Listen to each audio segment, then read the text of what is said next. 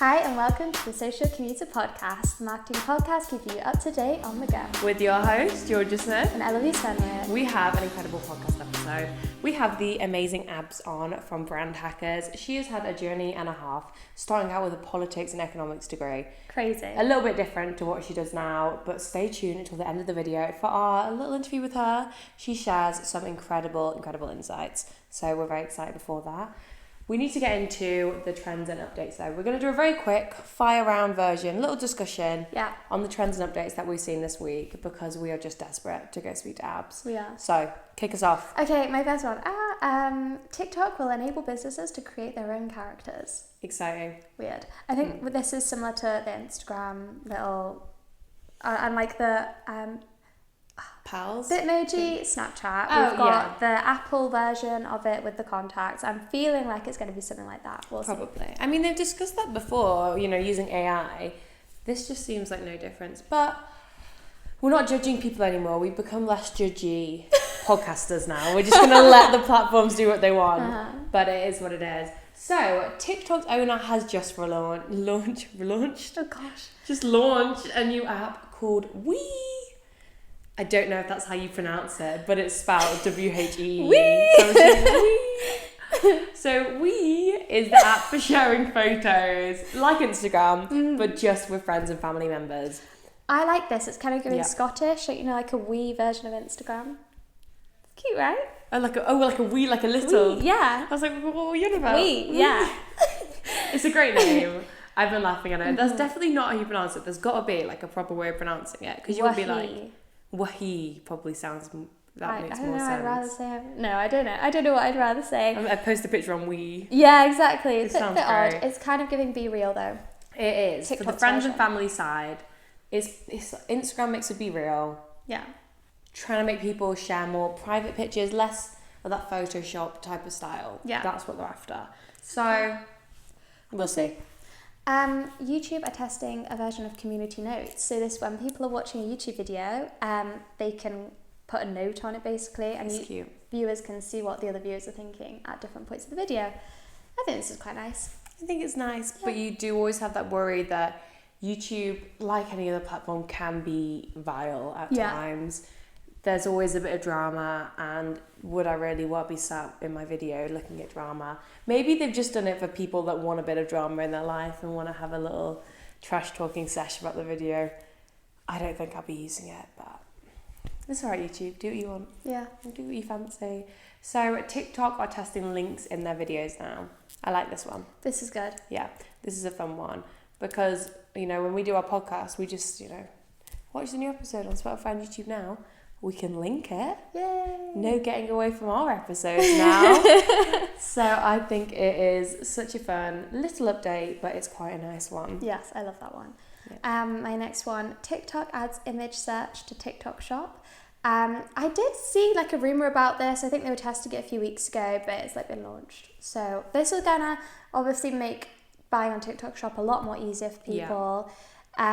So we'll probably see the response to that being a surge in influencers trying to sell things on TikTok 100%. Shop. But to be fair, I saw a video for somebody today and they make a lot of money doing so. You make so much money off TikTok Shop. It's crazy. But I also really like TikTok Shop. I mean, I wear TikTok Shop makeup every day. Do you actually? Yeah, fun fact. Oh, wow. It's just an easy way to buy. It's a bit like Amazon.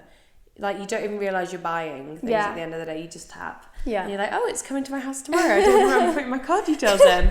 That's the problem with it. I wouldn't shock me, with the photo version of it, it's going to do well. Yeah, exactly. It's easy. It makes life easier for users with an already easy to use software. Yeah. It sounds fab. So Threads have now released AIP. It is AIP. I always make them mess up the order. There's no grammar coming out of my mouth today. I know. API. There we go. I was like, that doesn't sound right. Someone's dyslexic and someone's not. Because I'm so confident with it. You did that before you go IPA. IPA? Thea? Not right. No. Honestly. You tried? I tried. This is why I don't even bother with my notes anymore, because I can't even read them myself. Long story short, you can schedule on Threads now from third party. Yeah, that's the word. Basically stuff like later. I'm a later user. You can schedule on Threads.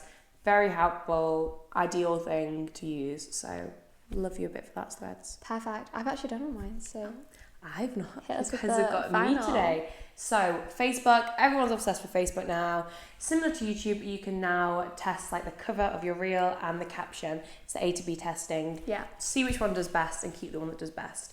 Instagram, I need you to do this for me, please. Because yes, please. Facebook's doing it, so can you just jump on it as soon as you They're the realise same everyone company. likes it? Why are they not? I would love to try loads of different covers, you know, see what people like and what makes them tap. So definitely need to try that one out on Facebook very shortly. Yes. And then this is a very teeny tiny one. You can finally remove collaboration from your Instagram post after posting. Which is good. I'm surprised you couldn't do that before. Yeah, You can remove tags. So. Me too. And then TikTok, literally probably 5 minutes before we started recording this episode, came out with new photo editing software. So, you know, photos for your TikToks. Yeah, it's not this like is they're like what launching a whole new Instagram app. do, isn't Yeah, it? you can crop now on the app. You can add filters and you can enhance the image and add text on top. So yeah, Perfect. little trends this week. I mean, updates. Yes. They're very small but impactful. Mm-hmm. So we like them. No complicated ones. Still a bit impactful. Yeah, exactly. That's what's matter for us, because half the time we are trying to read our trends and we don't know what it means. Yeah. So we like the updates this week. Trends, however, mine are weird, yours are normal. So Okay. go on. Okay, my first one is underrated. Oh, no, sorry. POV, the one friend whose life is constantly chaotic. I love it. So I thought this was really fun. For an office environment as well, like a company. So basically, the example I'm going to give is somebody comes up, they're like, sorry, I'm late, my cat was stuck in the freezer. You know, something like weird like that. I just feel like if you've got somebody who's like generally a little bit late to the office or something, like, or somebody who's got really good excuses why they're not doing things, like, this is a good TikTok to do. It is a good one. Yeah.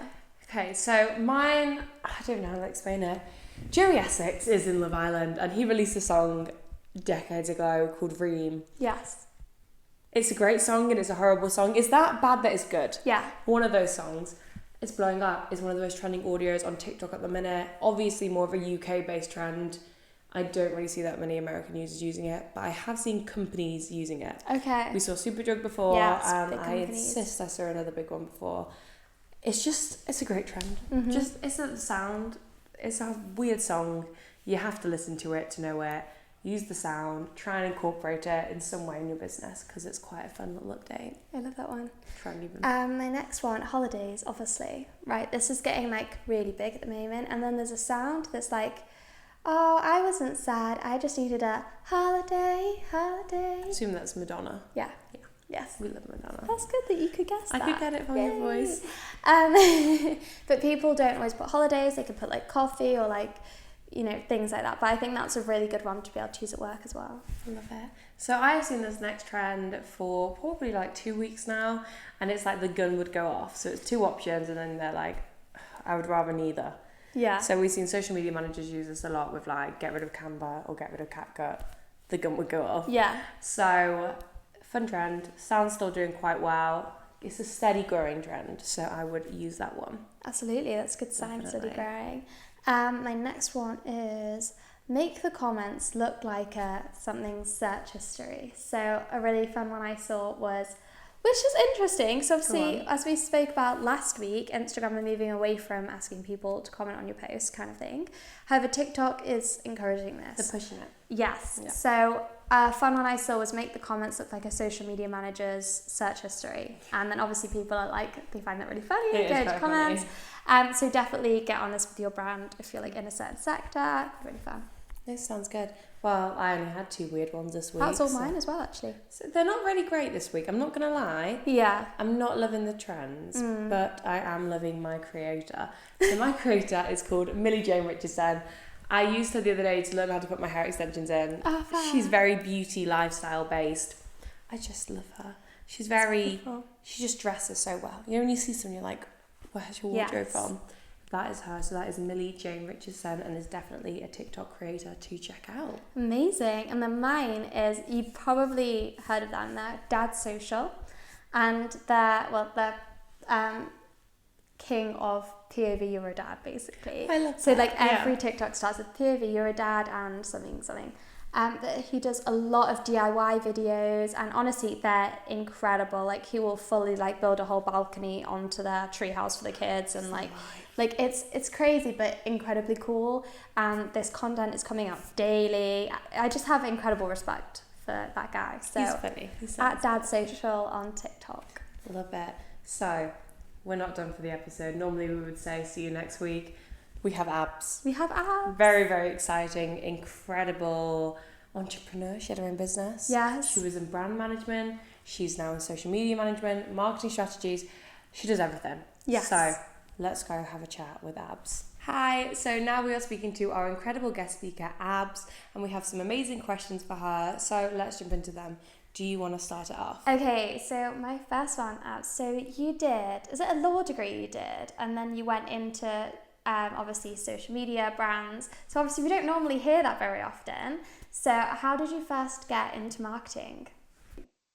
Yeah, so I actually did a politics degree, like politics and economics. And I kind of, at the end of that, was like, I don't really know what I want to do with this. So I went into a graduate scheme, which I guess a lot of people do at the end of university. They're like, it feels like quite a simple path. So I went and worked at Procter and Gamble on their graduate scheme. It was like very competitive. Like I went through lots of assessment centers and it was like very intense. But I actually went into the sales graduate scheme. So I worked on hair care brands like Pantene, Herbal Essences, Head and Shoulders, Aussie, and then also Olay, which is like skincare. And when I was working in sales for them, I just like loved everything about the brand side, and like I really felt like I came to life when I was like talking to their assistant brand managers and like their marketing managers. So I then that was like where the kind of like that was where the excitement for marketing came from. I'd never really considered it before. I guess like in a politics degree, like it's very different to marketing. But as soon as I like got a little glimpse of it through that, I was like, I definitely want to do this. So then I moved into marketing, and like I think at that point I learned a lot, not through a job, but through my own kind of trying to find courses and doing like Google Digital Garage and just trying to listen to podcasts and like learn as much as I can so that I could go at it my own way rather than needing to do it like formally. Yeah, absolutely. I actually have a follow-up question to that. Go ahead. So obviously you've had like the most dream starting to career with those graduate schemes and everything. So what would you say to young marketers who want to follow in your footsteps? You mean like in terms of getting onto these? Yeah, absolutely. I think in terms of the big corporate world, it can feel really scary to get into these like huge businesses with huge brands.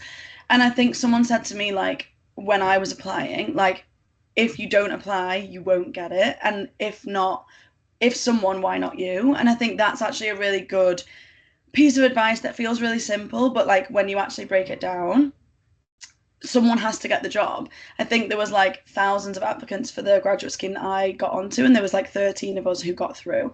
And like there has to be 13, so why would that 13 not be one of whoever's listening? So yeah, I think just like give it a shot, be yourself. Like these companies want to hire people who fit with their culture, and they know their culture so well. So if you try to be someone else in the assessment center, then when you actually get to the job, it might not be right. So just trust the process, and like the right company will say yes, and then you have more chances of like loving the job. And that's what you want, really. You don't just want a job that isn't right for you. You want the one that feels right, and they know that. Amazing. No, I totally agree. I mean, graduate schemes and apprenticeships are insanely competitive. They are, We've all been there, and sometimes you think they're a bit weird, half the questions they ask you. So well done for getting in there. Incredible. And then we've done our research, and we have seen that you actually owned your own business. So we have quite a few young entrepreneurs who are listening to the podcast. So what would you give them as advice for starting their own business? Ooh, advice for starting your own business. I think there's so much information out there to help you, and you have to get the balance right between doing the research and learning as much as you can and just starting, because you can get really, really into that research element and like just feel like you need to do all of the courses and you need to do all of the research and you need to have everything completely perfect before you start. And actually there's a huge part of it that's just like once you start, then you learn as you go, and there'll always be things that you didn't know before you started. So I think like lean into the research and do find YouTube videos and podcasts and courses that you think will help you to like build those businesses, but don't get too heavy into that because you learn on the job as much as possible. So yeah, like trust yourself and trust your gut, and have good people around you who will like help you and support you, and take on some of the load and the burden of like this big thing you're taking on. Absolutely. I think who you have around you like almost determines your success in a way, because you need people that are going to cheer you on. Without a doubt. Okay, go on. Okay, my question. So, Abs, you've had the opportunity to experience working in several different incredibly successful marketing environments. So, I wanted to ask you, what is the key to success?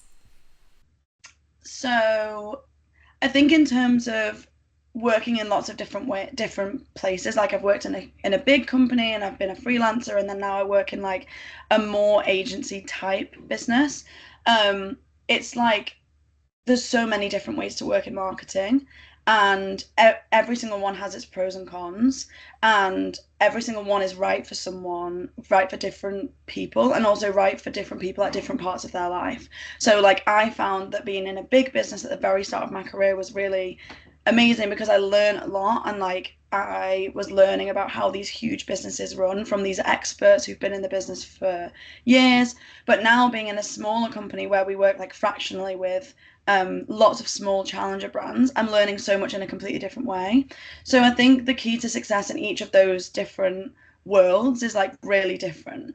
But for all of them, it's like bringing yourself to work. Like whoever you are at whatever stage of your career, whether you are 50 and you've been in marketing for 25 years, or you're 18 and you are fresh into marketing, you have a fresh perspective or you have a different perspective, which is useful to marketing. Like if you are brand new, then you bring new eyes that other people might not have, and you're probably part of a generation that isn't like in marketing yet.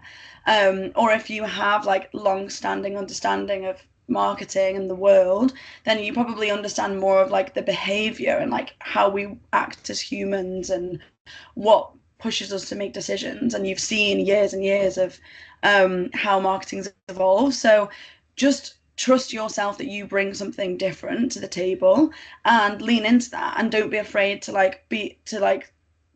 don't be afraid to give your voice to the room. And yeah. Amazing, thank you. No, yes, absolutely perfect. So you mentioned a bit about how you work with a small scale business now, so I believe that is Brand Hackers. Tell us a little bit about what you guys get up to.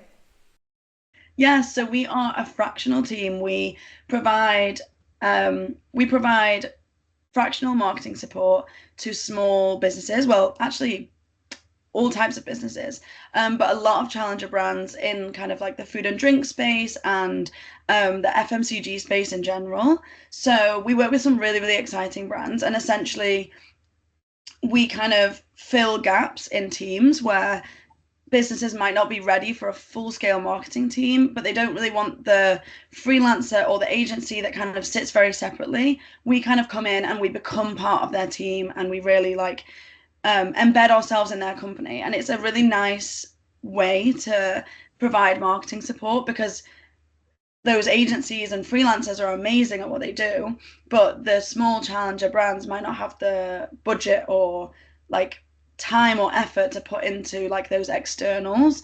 So it's a really nice middle ground. It's like kind of half in-house, half agency. It's really nice. That sounds great. Amazing. I think it's needed in the world, so sounds amazing. So then, freelancing and traveling, two things that you have been up to in your life. How did you make this happen? Because it's a dream for us. So please share your tips and tricks for that. Yes. So it was definitely a dream. I actually kind of fell into it, which I know is the most annoying answer. Like everyone's like, oh, if I could just fall into it. But essentially, I really wanted to travel and knew that like I wanted to do it. So I quit my job, which was like in marketing, like a job I loved, to travel. And then we'd saved up. So we were like, okay, great. Like, let's kind of get on the road. And then I think when you start to travel, you realize that there is this big nomadic community like in across the world who do freelance or do work remotely in whatever role they are. Um, and when you are kind of like in a full-time job in the UK or wherever you are, it's hard to like really get your head around the fact that that world exists. It feels like a dream that's like not very achievable. So as soon as we kind of got that out there and we were spending time with people who were working nomadically and who were like living the dream basically, we were like, oh, maybe we could do this. And marketing is obviously a industry which lends itself quite well to working remotely, a very creative industry where like being in new places and eating new foods, meeting new people, learning new languages just like builds that creativity and makes you a better marketer to some degree. So um I then just basically reached out to like my network and like my networks and tried to find people who wanted help. It fell quite nicely right after the pandemic, which meant that there was almost this like influx of female there was almost this influx of women who were starting their own businesses, like the TikTok boom, where people starting like side hustles, they were furloughed, they were like starting something new.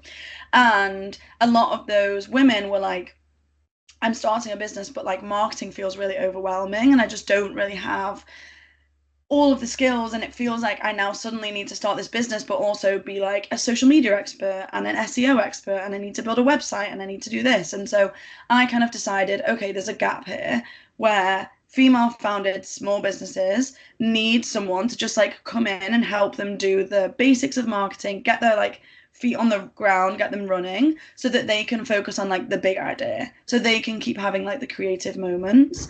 And that's basically what I did. So I reached out to my network, found people. That's when I actually like founded the business and brought in some people who I had worked with in the past who were also kind of furloughed or like had capacity to help me.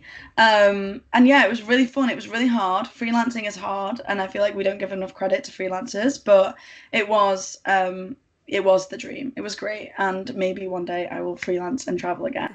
That's amazing. Can I ask a question? Go Just on. a little add in. So, you just talked about your network, and obviously, networks are vital when you're trying to set up your own business. 100%. So, what advice do you have to grow your network? To grow your network, I think LinkedIn obviously is like, it would be remiss of me to not mention LinkedIn. It's really a great platform, and I think that people are finally starting to use it more like how it was intended. Um, I think in the past we thought of it as kind of like a recruitment platform, and it was quite corporate and formal. And now it's a place for people to share their expertise, and especially in social and marketing in general. You have like some incredible people on LinkedIn who share amazing things, like obviously Grace Andrews, Sophie from Pretty Little Marketer, like the girls in marketing. They just share like some great content. Um, and so if you are a marketer or you are a social media exec or whatever level, sharing content on there just builds your network of people who might be interested in the same thing and they can learn from you, or businesses who can like spot you and be like, wow, I love all this expertise. I'm learning so much from you. How can I kind of pay for your services, which is amazing. And then beyond that, I think there's some like amazing networks. Our like sister company, Brand Hackers, is Upworld, which is an amazing community for marketers. It's like a Slack channel of thousands of amazing marketers, and also you get loads of resources like webinars, in real life events, virtual events, like so many things like that. So before I actually started working with Brand Hackers, I was part of that community, and things like that can be an incredible investment. And I think when you are especially like a freelancer or early in your career, investing like whatever it is, like £20 a month, £30 a month, £40 a month in some of those like communities or the Facebook groups, like can really like just, you meet so many people, and then it's like, and every person you meet, it's just really nurturing that relationship, and then it becomes something that you can call on, and you can help each other to grow like as you move through your career. Amazing. I love that. It's very true. I think we talk about connections all the time. We spoke about it a lot with our last guest, and it's just so important to have that network of people around you. So absolutely love everything you're saying. So you initially were a brand manager for quite a while. Talk to us about your move, because obviously brand manager is quite different to social media manager. How did that happen? How did you feel? How was the overall journey of that? Yeah. So so I think with brand management, it was like I love brand management. I still love it right now. It's so overarching, and you really are like the guardian of the brand, and you kind of just get so into the depth of like what the brand is and who the brand talks to and like, what they say, and you just like understand it to such a depth, and I loved that. I think social leans into a part of my brain that loves like things that are ever moving and ever changing. Brand is quite like you decide the brand, you build the brand over time. It's a slow moving part of marketing where you don't want to change your brand like 3 times a year. You want it to kind of be consistent. And I loved then in the social side when I was working with the social teams, like how everything's always changing and we always have to keep on top of everything. And the platforms are constantly challenging us to like be better or change the way that we think about things, or people and how they use the platforms are changing and we need to like react to that. And so I kind of saw this thing with social that I think a lot of people come into social quite junior and quite like they don't have a lot of experience with the bigger version of how social fits into marketing, because now like a lot of people think of social as marketing because that's where we like see brands, that's where they show up. And so I loved the idea of coming from a brand background and like really understanding like that bigger picture of like what a brand is and how it speaks and how it needs to be consistent, and then applying that to like the social world, which is like so quick and rapid and changing. And when I was working freelance, because of like what I've just said, that a lot of people think of marketing as like social now, a lot of the female founded SaaS, a lot of the female founded startups that I was working with, they were looking for a lot of social help. So in that time, I like had to really challenge myself, and like I said before, learn a whole new realm. Like I did loads of courses. I like just practiced and trialed and errored with like so many things, like my own socials. Like I created a travel account and I really tried to build that. And when I was doing all of that, I was learning and then applying that to like my clients. So I was kind of trialing on my own and then taking the learnings. And yeah, and then when I finished freelancing, I kind of was left with like I'd almost been like a junior marketing manager freelancer, like doing a little bit of everything.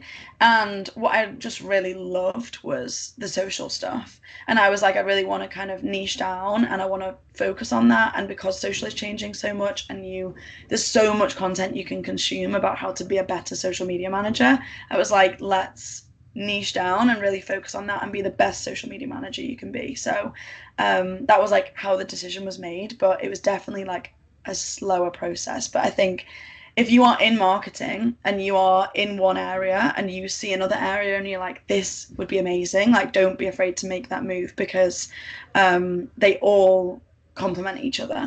No, amazing. And obviously you're very talented like social strategy, and that is your job now. So what is the key to a successful social strategy? Oh, the key to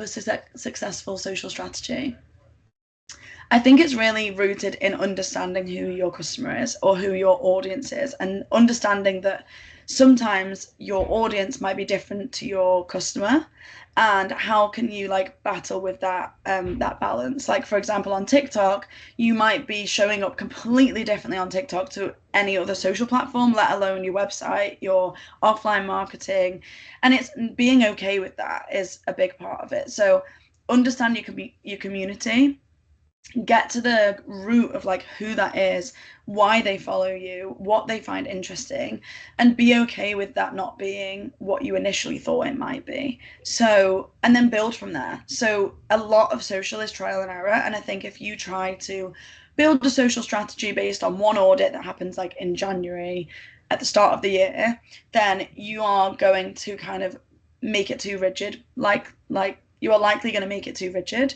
You are going to end up stuck in something that might not work. And so with social strategy, it's a continuous build. Like, you are doing audits, and then you are doing a strategy. You might see how it works for 3 months. You might see that something didn't work, and then you might change it. Maybe do another audit, see if it's changed, see if how it grows. Like, as you go from 5 to 10k followers or 50 to 70k followers, those extra people you might bring on might have completely different things that they follow you for.